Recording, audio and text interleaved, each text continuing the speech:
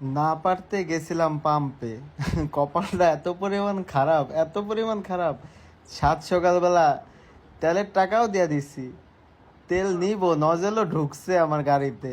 আহারে, আমার বেলায় তেলটা শেষ, এত লং লাইনে দাঁড়ায়া আমার বেলায় তেলটা শেষ হয়ে গেল গা। আবার টাকাটা ফেরত নিয়ে নিলাম। দেখেন কাহিনীটা।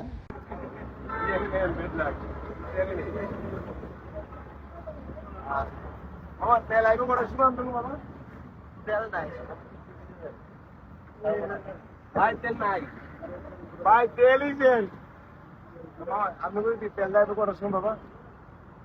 আমাদের তেল দিকে এ বড় ভাই, তেল নাই, তেল নাই ভাই, তেল নাই এ বা জিগান মোটর বাজে ঢাকে